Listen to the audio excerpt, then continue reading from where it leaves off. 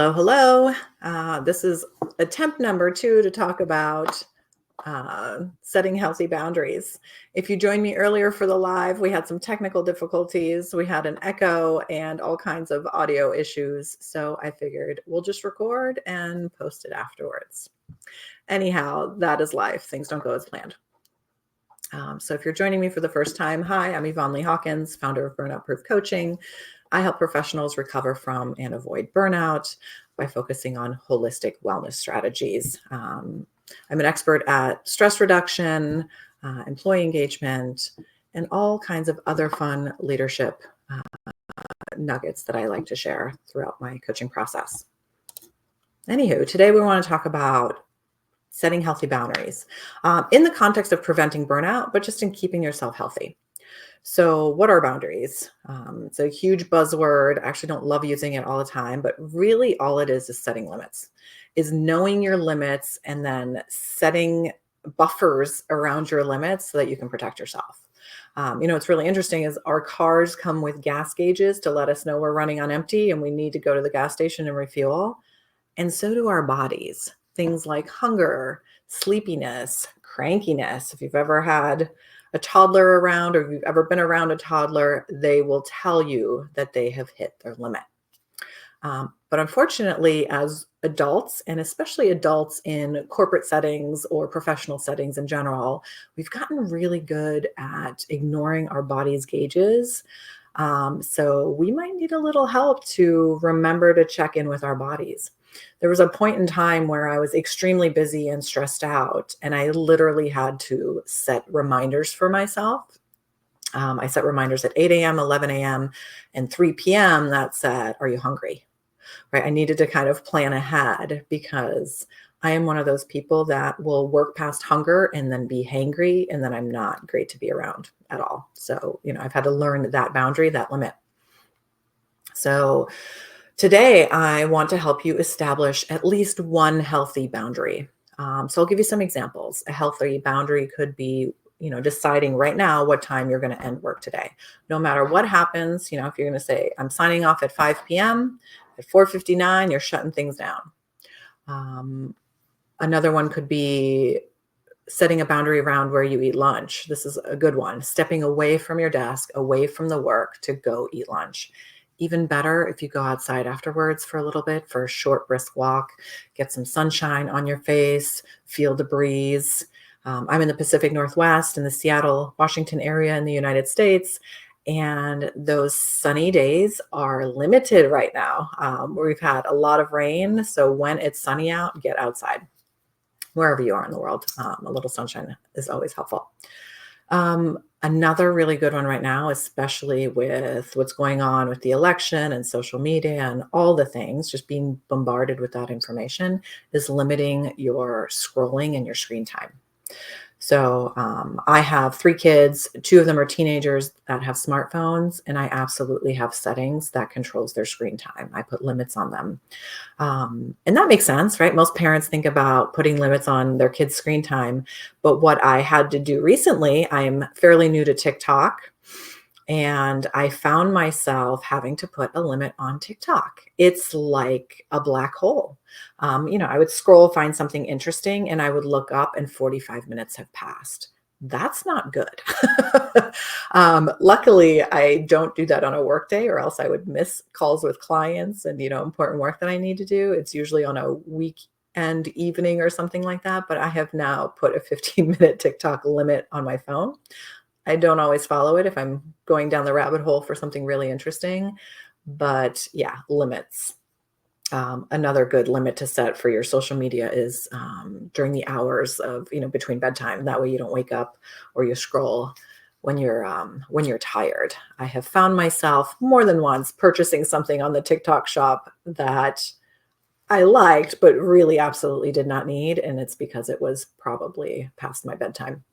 So anyway, setting simple limits for yourself is really, really healthy. One boundary that I am really grateful for that I learned to set several years ago is a little bit more personal and vulnerable, but I wanted to share it with you because I think it's a very important one, especially with the holidays coming up. So one thing that I did is I had to cut out some toxic family members. And that's really difficult.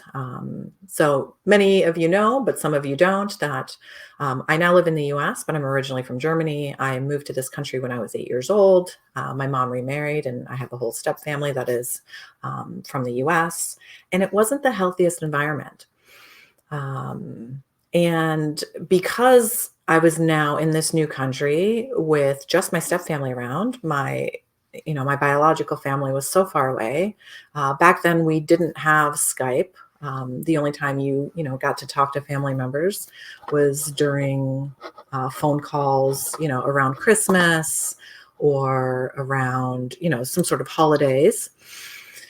So, family was really, really precious to me. So what do you do when family doesn't treat you well? And I think a lot of us carry either guilt or some sort of shame around, drawing boundaries of like, I need to feel loved, respected, and protected.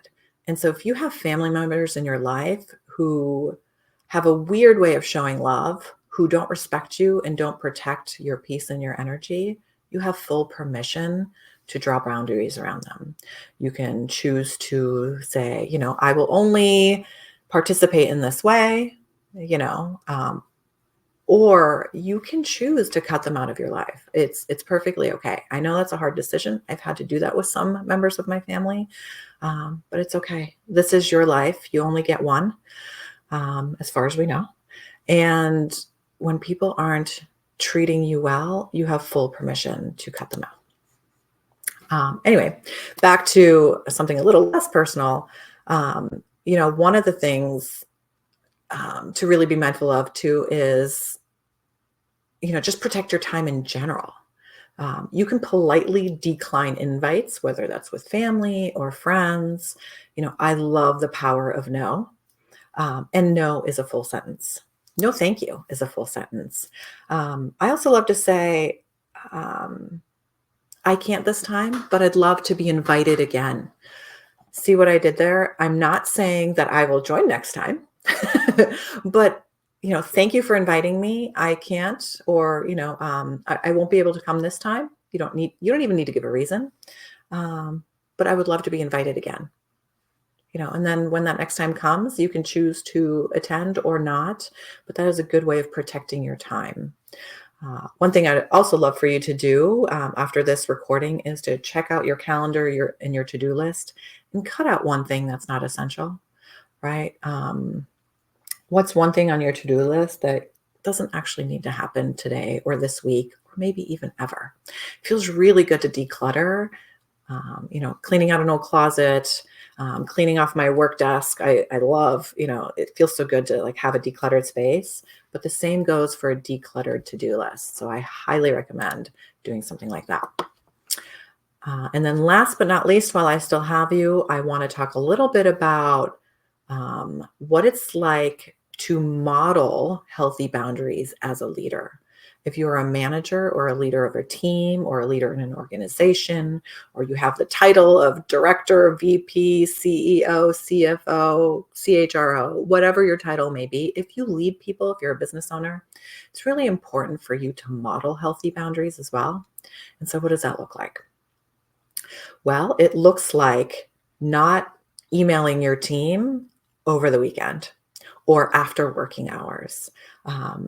It is respecting their time at work and their time after work, right? Their time with their families. It looks like not calling in from vacation, right? One of the things that, and we all do this, we're so self-centered that we think, this emergency, that we are the only person who can jump in and help out. And that's not true. And actually, by holding the boundary of your vacation, it enables your team to problem solve on their own.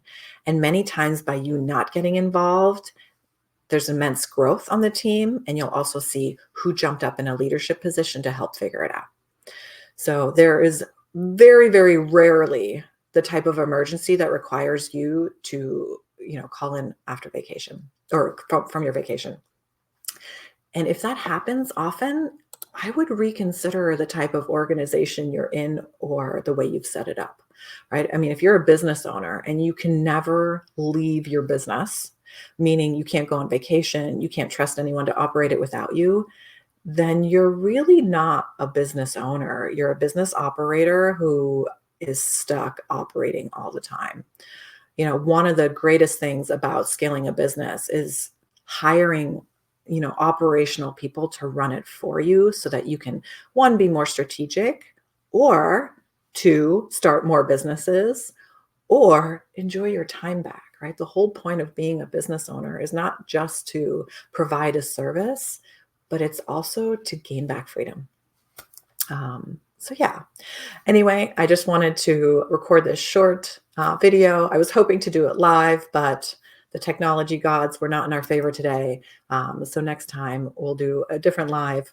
But I hope you have a wonderful rest of your day. Try to find some simple ways to create boundaries. Pay attention to your limits, your physical limits, your mental limits. Working through is a lie. Just working through this, it'll slow down when is a major lie. So take good care of yourselves now. And please, please, please remember that self-care isn't selfish. It's required. Nothing works if you're broken down. Anyway, enjoy the rest of your day. I'm Yvonne Lee-Hawkins, and I'll see you next time.